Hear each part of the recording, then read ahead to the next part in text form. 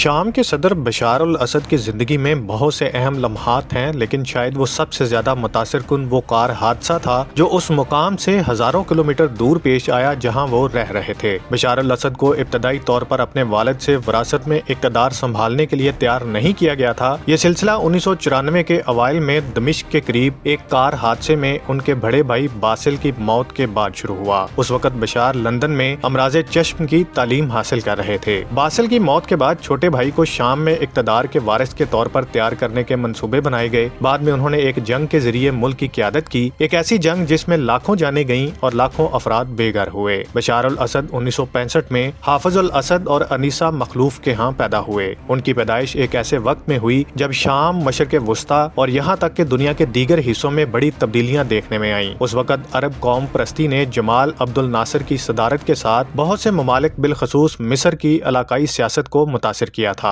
حافظ الاسد ایک فوجی افسر اور باعث پارٹی کے کٹر حامی کے طور پر مشہور تھے اور پھر 1966 میں وہ وزیر دفاع بنے۔ حافظ الاسد نے اقتدار کو مستحکم کیا اور 1971 میں صدر بن گئے۔ وہ اس عہدے پر سن 2000 تک اپنی موت تک برقرار رہے۔ حافظ ایک سخت گیر حکمران تھے جنہوں نے اپوزیشن کو دبایا اور جمہوری انتخابات کرانے سے انکار کیا، تاہم انہوں نے اپنی خارجہ پالیسی میں عملیت پسندی کا مظاہرہ کیا۔ سوویت یونین کے ساتھ اتحاد کرنے کے بعد پھر 1991 میں انہوں نے خلیج فارس کی جنگ میں امریکی قیادت والے اتحاد میں شمولیت اختیار کی۔ ان حالات میں بشار الاسد نے سیاست اور فوج سے دور ایک مختلف راستہ چنا جو سیاست اور عسکریت پسندی سے کوسوں دور تھا۔ انہوں نے طب میں اپنا کیریئر بنانے کا فیصلہ کیا۔ دمشق یونیورسٹی سے گریجویشن کرنے کے بعد وہ 1992 میں لندن کے ویسٹرن آئی ہسپتال میں امراض چشم میں مہارت حاصل کرنے کے لیے برطانیہ چلے گئے۔ لندن میں ہی بشار اپنی اہلیہ اسما فواز الاخرس سے ملے۔ اسما کنگز کالج لندن میں کمپیوٹر سائنس کی تعلیم حاصل کر رہی تھیں اور بعد میں انہیں ہارورڈ یونیورسٹی میں MBA پروگرام میں داخلہ مل گیا، تاہم ان کی زندگی نے جلد ہی ایک مختلف موڑ لیا۔ جنوری 1994 میں باسل دمشق کے قریب ایک کار حادثے میں ہلاک ہو گئے اور اس حادثے نے بشار کی زندگی بدل دی۔ انہیں فوری طور پر لندن سے واپس بلا لیا گیا اور شام کے مستقبل کی قیادت کے لیے انہیں تیار کرنے کا عمل شروع ہو گیا۔ بشار نے فوج میں شمولیت اختیار کی اور مستقبل میں اپنے کردار کے لیے عوامی امیج بنانا شروع کیا۔ حافظ اسد کی وفات جون سن 2000 میں ہوئی۔ ان کی موت کے فوری بعد 34 سالہ بشار کو فوری طور پر صدر مقرر کر دیا گیا۔ شام میں چونکہ صدارت کے لیے عمر کی حد کم از کم 40 سال تھی، اس لیے ان کا اقتدار شام کے آئین میں ترمیم کے بعد ہی ممکن ہو سکا۔ بشار الاسد نے حلف اٹھانے کے بعد ایک نیا سیاسی لہجہ اختیار کرتے ہوئے شفافیت، جمہوریت، ترقی، جدت، احتساب اور ادارہ جاتی سوچ کو اپنانے کی بات کی۔ بشار الاسد نے محدود پیمانے پر اقتصادی اصلاحات متعارف کروائیں جنہوں نے نجی شعبے کی حوصلہ افزائی کی، تاہم ان اصلاحات نے بشار الاسد کے کزن رامی مخلوف جیسے لوگوں کے اثر و رسوخ اور طاقت کو مضبوط کیا۔ مخلوف نے ایک بہت بڑی اقتصادی سلطنت بنائی جسے ناقدین بشار الاسد حکومت کی دولت اور طاقت کے استحکام کی ایک مثال کے طور پر دیکھتے ہیں۔ دمشق سپرنگ کے اختتام کے بعد بین الاقوامی تعلقات کا ایک نئے دور کا آغاز ہوا جو 11 ستمبر 2001 کے حملوں اور اس کے بعد افغانستان اور عراق میں امریکہ کی جنگوں کے بعد وجود میں آیا تھا۔ 2003 میں عراق میں ہونے والی جنگ بشار الاسد کے مغربی حکومتوں کے ساتھ تعلقات میں تناؤ کا سبب بنی۔ شامی صدر نے عراق پر امریکی حملے کی مخالفت کی تھی۔ ان کے اس اقدام نے اس خیال کو تقویت دی کہ بشار الاسد کو خدشہ تھا کہ امریکی فوجی کارروائیوں کا اگلا ہدف شام بنے گا اور ان کا اپنا انجام صدام حسین جیسا ہو سکتا ہے۔ دوسری جانب واشنگٹن نے دمشق پر الزام عائد کیا کہ وہ امریکی قبضے کے مخالف عراقی باغیوں کو ہتھیاروں کی سمگلنگ کو نظر انداز کر رہا ہے اور ساتھ ساتھ انتہا پسند قوتوں کو دونوں ممالک کے درمیان طویل سرحد عبور کرنے کی اجازت دینے میں ملوث ہے۔ آخرکار 2003 کے آخر میں امریکہ نے متعدد وجوہات کو بنیاد بنا کر شام پر پابندیاں عائد کر دیں، جس میں صرف عراق کو ہی نہیں بلکہ لبنان میں بھی شامی فوج کی موجودگی کو بھی جواز بنایا گیا۔ فروری 2005 میں لبنان کے سابق وزیر اعظم رفیق حریری بیروت کے مرکز میں ایک بڑے دھماکے میں ہلاک ہو گئے اور اس واقعے کا الزام شام اور اس کے اتحادیوں پر لگایا گیا۔ رفیق حریری کی ہلاکت کے بعد لبنان میں بڑے پیمانے پر مظاہرے شروع ہوئے اور بالآخر بین الاقوامی دباؤ کے باعث تقریباً 30 سال بعد لبنان سے شامی فوج کا انخلا ہو گیا۔ 2020 میں ایک خصوصی بین الاقوامی ٹریبونل نے حزب اللہ کے ایک رکن کو اس قتل کا ذمہ دار قرار دیا، تاہم بشار الاسد اور ان کے اہم اتحادی لبنان کی حزب اللہ نے حریری کے قتل میں ملوث ہونے کی تردید کی۔ بشار الاسد کی صدارت کے پہلے اشرے میں شام کے تعلقات سب سے پہلے ایران کے ساتھ مضبوط ہوئے، جس کے ساتھ ہی قطر اور ترکی کے ساتھ تعلقات میں بھی بہتری آئی، تاہم ان کے ساتھ تعلقات بعد میں بدل گئے۔ در حقیقت سعودی عرب نے ابتدائی طور پر نوجوان صدر بشار الاسد کی حمایت کی، تاہم دمشق اور ریاض کے تعلقات میں بعد میں کئی اتار چڑھاؤ آئے۔ بشار الاسد اسد نے مجموعی طور پر والد کے نقش قدم پر چلتے ہوئے براہ راست فوجی تنازعات سے بچنے کے لیے محتاط رویہ اپنایا۔ ایک دہائی کی حکمرانی کے بعد شام کے صدر کو آمرانہ نقطہ نظر رکھنے والے رہنما کے طور پر جانا جاتا تھا، جس کے دور میں مخالفین کی آواز کو دبایا جاتا رہا۔ اگست 2013 میں دمشق کے قریب حزب اختلاف کے زیر قبضہ علاقے غوطہ میں کیمیائی حملوں میں سینکڑوں افراد ہلاک ہو گئے۔ مغربی ممالک اور شامی حکومت کے مخالف گروہوں نے اس حملے کا ذمہ دار بشار الاسد حکومت کو ٹھہرایا۔ 2018 اور 2020 کے درمیان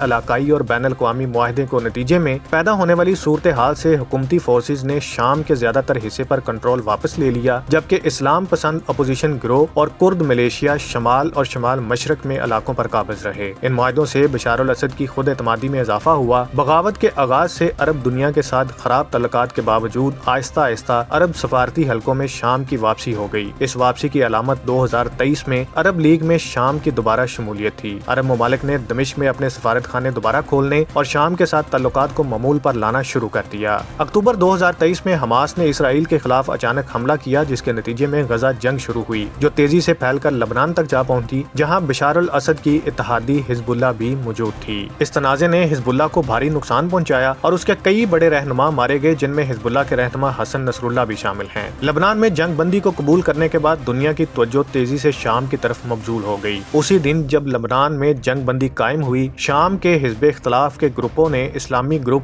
حیات تحریر الشام کی قیادت میں اچانک حملہ کیا اور حلب شہر پر قبضہ کر لیا۔ انہوں نے تیزی سے پیش قدمی کی اور حما شہر پر بھی قبضہ کر لیا، پھر دمشق کی طرف پیش قدمی کے لیے حمص میں داخل ہو گئے۔ اب سے کچھ دیر قبل حیات تحریر الشام نے دارالحکومت دمشق پر قبضے کا دعویٰ کیا ہے، جس کے بعد شام اور بیرون ملک یہ سوالات ایک بار پھر سر اٹھانے لگے کہ کیا آخرکار اسد کے اقتدار کا خاتمہ ہو گیا ہے۔ شام کے 2 سینئر فوجی حکام نے خبر رساں ادارے رائٹرز کو بتایا کہ صدر بشار الاسد طیارے میں سوار ہو کر دمشق سے نامعلوم منزل کی طرف روانہ ہو گئے ہیں۔